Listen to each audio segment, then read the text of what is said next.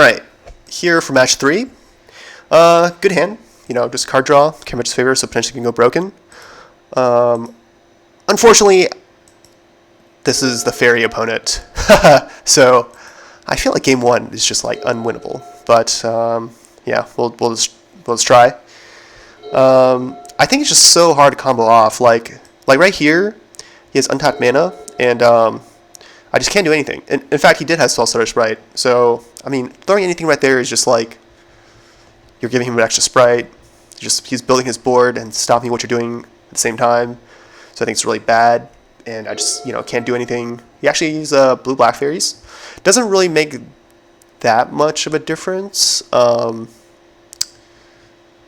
think, so this particular player wasn't running as much removal, I think. He wasn't, I actually don't know what he was splashing black for. Yeah, with red, they just kind of spread your, or bolts, or spread your creatures the same. So you just can't ever, like, combo. Yeah, here again, I can't do anything because he has 2 mana up. Luckily, he doesn't have much pressure. Yeah, so one good thing about facing these fairy decks these days is that they frequently don't run Delver. And Delver kind of just gets you dead real quick. But, yeah, you know, there's not that many combo decks for Delver to take advantage of, so it also kind of makes sense. I'm just doing... Oh, yeah, okay. Opponent plays some Spice himself. Okay, so I can finally do some stuff here. So I definitely need to resolve Cathartic Reunion, because if this card gets countered, it's real bad. It's a draw 3. So, and I also want to get a creature in play for Karametra, so I think I do that. I'm just going to go over this quickly. Not great draws.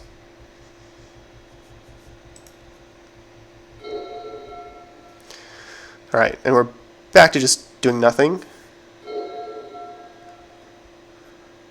Okay, so yeah, so here I think I go for Sprout Swarm. I don't even know why. There's like no chance. There's no chance. I guess for a free block, maybe bait him to tap low, I guess. Yeah, here, I mean, I'm just kind of doing like what I have to do. Like, I'm just gonna have to assume he doesn't have counter. Go for Karametra's favor. Oh yeah, go for Manamorphose. Try to bait something out. Did bait something out. Go for Manamorphose. Or sorry, yeah. Oh no, sorry. He countered my Karametra's favor because I led with it. Oh yeah, but I kind of just had to assume that he didn't have anything because I needed the Karametra's favor plus the Manamorphose probably to generate a lot of mana to go through my deck. But yeah, I don't know. I guess I'm just like doing stuff, but there's really no hope here. So I'm just gonna fast forward to this. Yeah, so the Delver matchup, game 1 is like really bad. All right. Okay, but here's where things change. All right. Okay. So post board, you basically side out all the combo.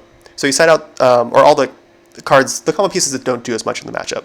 So you set out for Karametra's favor. It cycles, and it is good because it can do a lot of like storm stuff. But I think it's too hard to land on a creature, and it's massive card disadvantage if they just kill it in response. Nelson Eidolon doesn't do much. It's just a 2/2. Sprout also doesn't do much. It's just 1/1 tokens. So yeah. So one thing is I keep in all of the Cathartic Reunions, and this is vulnerable to Hydroblast. But I'm also putting in 7 Pyros as well, and I'm basically just trying to go for an Eidolon plan. Use the Eidolon to just hopefully outvalue the opponent, but also kind of go for this tempo plan of just having, oh yeah, so here we go, having Blisterspit Gremlin and Riverboa just chip the opponent out, try to card draw, and have like a ton of Pyros to kind of force through your spells. So yeah, so here I'm just gonna start trying to aggro my opponent out.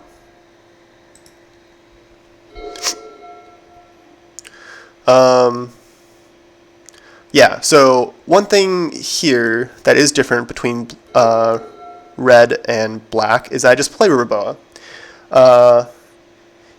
Against red, I might try to protect Riverboa, but against black, their removal all just kills Riverboa anyways, so it's really just an unblockable attacker. So that's good enough for me, because that's all I need. I'm just trying to ship them out. So here we go. Play some Faeries. I believe I missed a trigger here or something. Yeah. I don't want to trade, actually, because I think, basically, I think my deck, they don't play Delver these days, so my deck is faster. So I think my Blisterspit Gremlin is actually a threat. And also can tap with spells and stuff.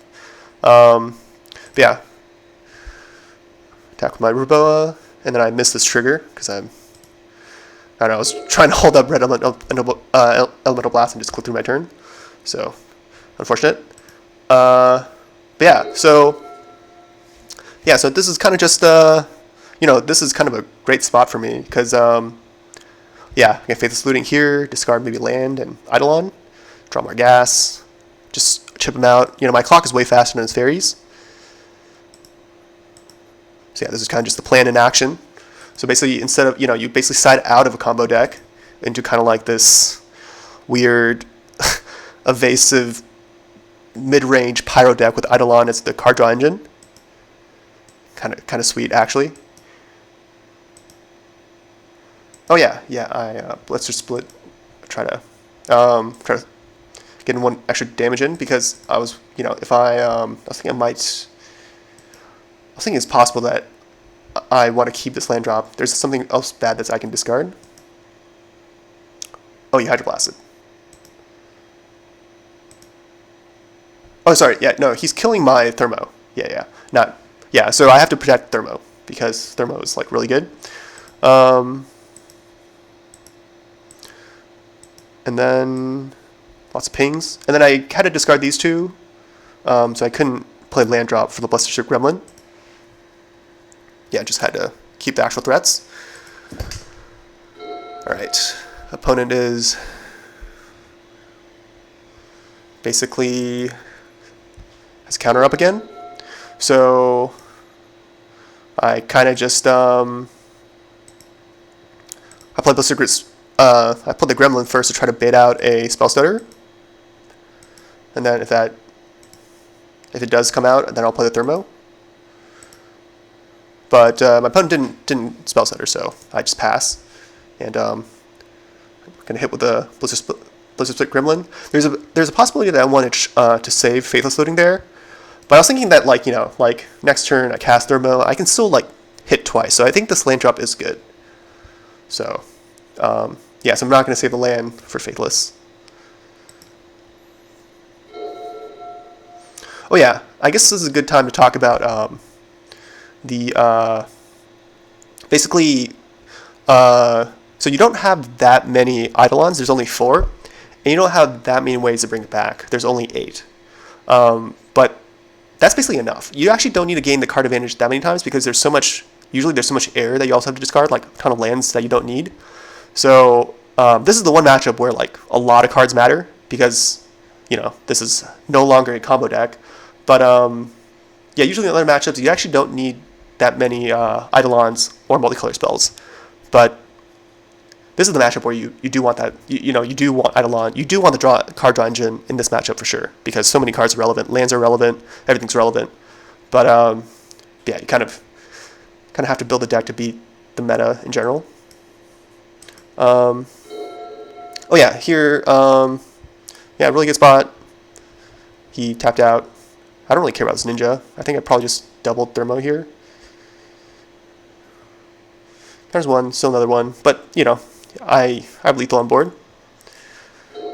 He could have Shrivel, I guess. Yes. Oh yeah. He could have Shrivel, and I played into it, but I remember thinking about this in the match actually. So I didn't think he was playing Shrivel because he had Faeries of his own. He might have that new card that does -1/-1 to all your opponent's creatures. That's a good card with cycling.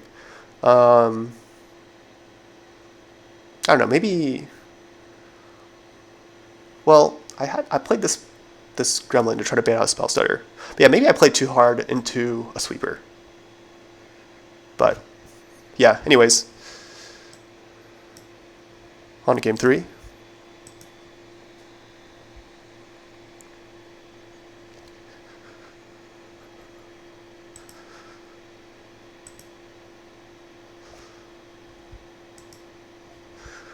Oh yeah, so I know I am definitely way greedier than most people. I keep this. um, yeah, I'm kind of a greedy keeper.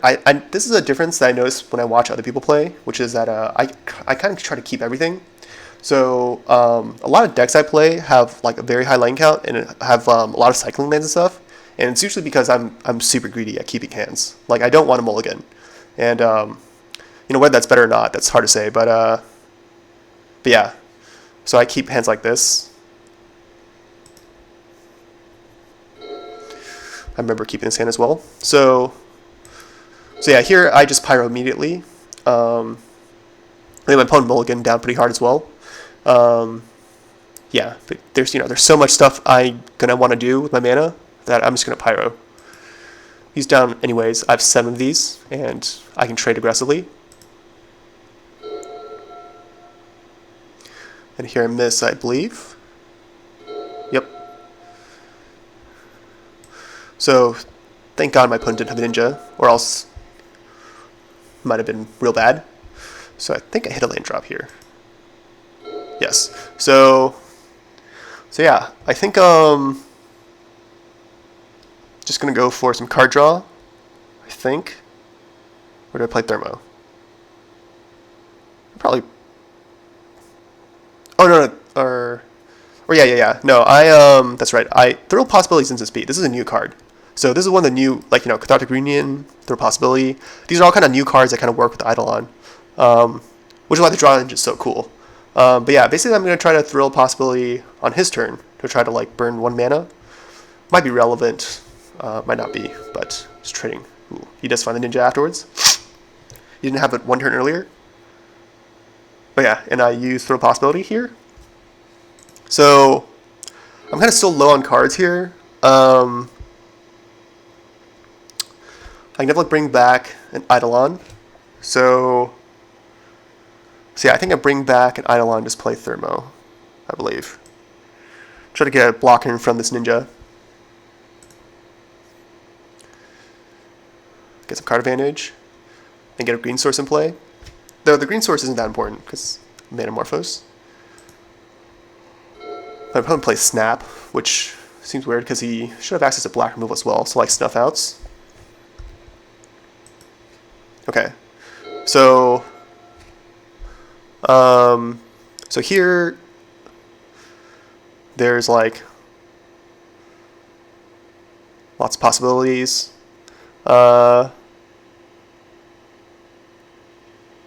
Okay, so in hindsight, I should have just played Thermo and Pyroed. I don't think I ended up doing that. I wanted to hit a land drop for some reason. For some unknown reason. I wanted to hit a land drop. So I go for this like super greedy play. In hindsight, this is bad. But, yep. So Sprout Storm doesn't do anything. Maybe I just saw Sprout Storm and just thought that card was bad. Just wanted to discard it. And Eidolon just begging to be discarded. So I go for this super greedy play to try to hit a land drop. And I did hit a land drop. And then I Manamorphosed, which thank God my opponent didn't counter. And this is actually a very bad play. And I try to I successfully double Pyro his ninja while hitting a land. That was bad, I think. I should have just played Thermo and held up Red Metal Blast or Pyroblast. But I don't know. I got rewarded for taking a very bad play. No, he takes Thermo. Seems like another reason why I should have had it in play. But yeah, no, I'm way too far ahead at this point. He has 1 card. I have my draw engine online. So just gonna fast forward the rest of this. Just should very easily win here.